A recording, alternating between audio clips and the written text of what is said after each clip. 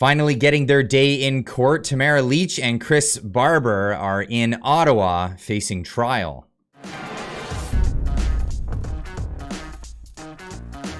Now, many articles have been written about this already, and I'm going to go through some of the mainstream media sources, but we all know what they had to say a year and a half ago about Tamara Lich and Chris Barber and anyone else that joined in that freedom convoy that went to Ottawa to protest against COVID vaccine mandates on people's lives, people's jobs, this massive disruption in people's lives. And this was 3 weeks of honking that disrupted some people's lives in Ottawa. Now, this blew up, and obviously we knew that there was a state of emergency declared. The never before invoked Emergencies Act was declared, and civil liberties were suspended across Canada to squash a peaceful protest that took place in Ottawa. Now, this is the Ottawa Citizen here, live blog replay, day one of the criminal trial for Convoy protest organizers Tamara Lich and Chris Barber. Poignant thing here. Several of the charges hinge on whether Lich and Barber encouraged protesters to defy police orders by remaining in Ottawa after authorities ordered everyone to clear the streets, and if they did, whether that was a criminal act. Now, there was a lot of people encouraging them to stay. A lot of people saying, hey, you ought to stay. We're going to get into some of that because there's some really memorable moments that happened there. So is everybody liable for this? Is everybody going to get hauled into court to face a Justin Trudeau judge? I mean, we all know what the court systems are like in Canada, and some of the rulings that have happened around this. So a lot of people are concerned, that there may be some real concern over what happens to Chris Barber and Tamara Lich in this situation. But we all do know that this is going to be a big political situation, either which way this goes. If it goes if the insanity happens and they throw them in jail, they'll be martyrs for the cause, and this will just rile people up further. I don't know if Trudeau could even handle this at the end of his career as we're seeing it now. And then, well, obviously they could be acquitted, which is probably the more likely scenario in this case, but there is a risk there. True North reporting on this. Trial begins for Freedom Convoy organizers Tamara Lich and Chris Barber. Now, there's a lot of different outlets reporting on this, and we're going to get into some of the mainstream media outlets. But let's just take a trip down memory lane. This is, a lot of people on Twitter are posting pictures from the convoy, things that took place at the time. Thank you, Tamara and Chris, says Trudeau must go, land of the free on Twitter. Or on X, as we call it now. Millions of Canadians are with you today. And that is a brilliant picture that was taken. I don't know where you get a flag like that made, or even a flagpole to stick on your truck, but that's just amazing. These are the things that were warming people's hearts across the country. There's a sense of nationalism, a sense of national pride, a sense of community, and all of this came back out of this, especially after all this time with the mandates and the government basically pitting citizen against citizen. This was people standing up and saying nope.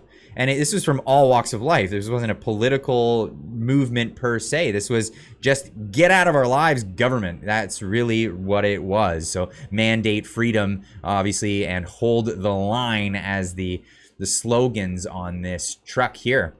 Now, this is a really important one. Just the amount of people that came out in support of this. I mean, there was people on the overpasses. There was people doing all that they could. Raised over $10 million, not once, but twice, in a very, very short period of time before the trucks even got to Ottawa. And not only that, people were showing up with food, people were showing up with fuel, to the point that the police started threatening people that they would, be in breach of some laws or ordinances if they were bringing fuel in. So to distract from the people who actually were bringing fuel in. People had their I am Sparta moment by encouraging people to come in just carrying empty jerry cans. And this is the jerry can revolution. It was fantastic. It was amazing to see at the time. But this was Canadians coming out in support of everybody. Now, of course, the government is trying to point this at two individuals right now. Two individuals that are responsible for the whole thing.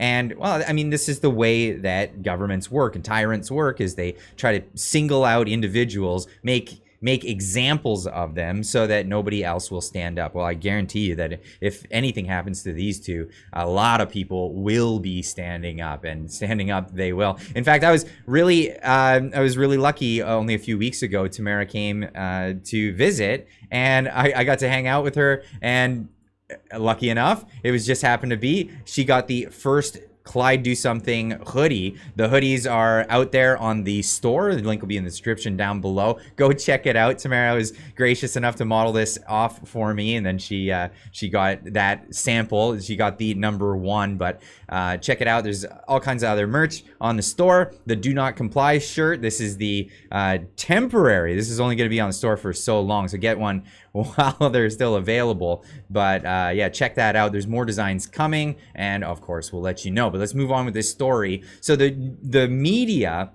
when they portrayed what was going on the ground in the Freedom Convoy, they were not telling the truth. And this is why so many people came to this channel, other channels, independent media, because it was just something we couldn't trust what the media was saying, because the lies were relentless. They were absolutely relentless. So Andy Lee putting out there, special rebel rapporteur, saying, friendly reminder not to give the mainstream media that spread lies about the protesters and cheered on the crackdown any air over the coverage of Tamara and Chris's trial beginning today.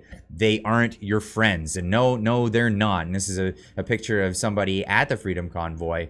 Nice old lady holding a sign saying, shame on the news media, tell the whole story. And they weren't telling the whole story, and they skewed things even to the point of making conspiracy theories about Russia, Vladimir Putin funding the convoy and being behind it and the planning. Are you kidding me? No, it was a bunch of Canadians getting together, and this was what was going on. Now, they are writing articles. Of course, here is CTV News saying trial for Freedom Convoy organizers, not about their political beliefs, the Crown says. Ottawa, Tamara Lich and Chris Barber are not on trial for their political belief against COVID-19 public health orders, but for the means that the two Freedom Convoy organizers used in trying to end them, a Crown prosecutor argued Tuesday. Tim Radcliffe used the opening remarks at the start of the 16-day trial to paint a picture of Lich and Barber at the heart of the protest that gridlocked downtown Ottawa near Parliament Hill for 3 weeks in January and February, until police moved in to clear the streets. You know, it's funny how they just omit so much other stuff that actually happened. So as the government committed or invoked the never before invoked there used to be the War Measures Act, the Emergencies Act, and used it to crush a peaceful protest downtown Ottawa that actually was complying with police orders. It was complying with judges' orders. There was an injunction to actually dismantle the protest. Many lines were on that injunction, but only one was granted by the judge, and that was to say that they weren't allowed to honk just incessantly. So they put an end to it, and they actually stopped honking for the time that injunction was in place. Now, there was all kinds of other things that they tried to get in the injunction, and the judge declared that no, this is a legal protest. You cannot stop them from doing what they're doing. But this is what happened in Ottawa. Of course, the protests were dismantled by violent police, and that's the way it ended. Key organizers of Ottawa Freedom Convoy set to stand trial starting Tuesday, writing CBC News. But we all know where they get their pay from and what they're going to write about. Now, We've seen on TikTok Chris Barber showing that he's in good spirits on his way out there to the trial. He's posting up a storm, just remembering the things that went by as the convoy was about to happen, as they were driving to Ottawa. Nipigon, somebody at this bridge when we come across here a year and a half ago, whatever it was, had a big sign that said Chris Barber for Prime Minister. It blew everybody away. Some driver sitting in the driver's seat going, whoa, what? Tamara laughed. It was bloody ass hilarious. And here we are again, Nipigon.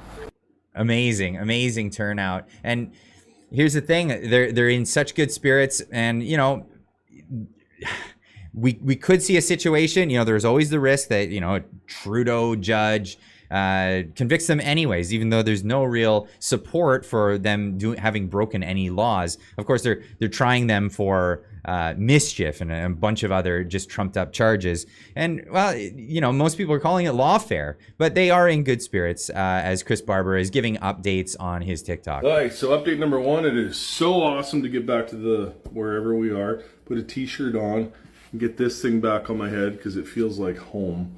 Anyway, day number one in court was a really good day. I learned a lot today, it was my first day in my life in a courtroom. I have never in 48 years been in a courtroom. So I want to thank everybody for the support they showed today through all the social media messages, Facebook, TikTok, you name it. My inboxes are loaded wherever I go.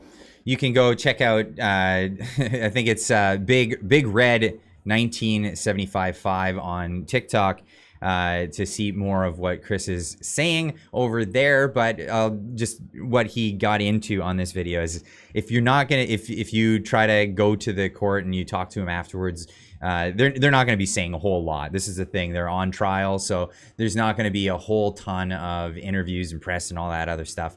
But tune in tomorrow morning, because I'm going to be having Chris's lawyer on for a chat. That is, of course, John Carpe. He is his representation. So we'll learn some more stuff. So tune in tomorrow morning for that. But that's what his lawyer will obviously be privy to, you know, the things that can be said publicly.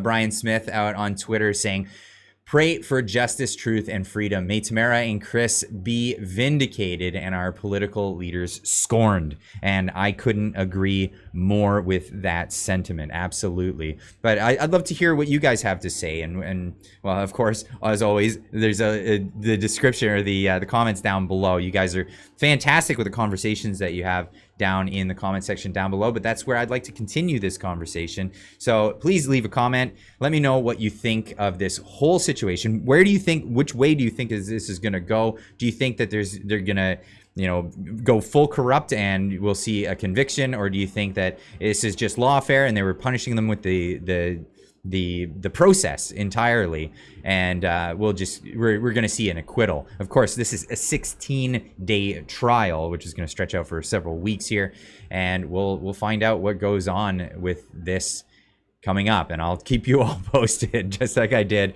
with the convoy itself. Anyway, leave a comment in the comment section down below, and we'll see you in the next one. Keep on trucking.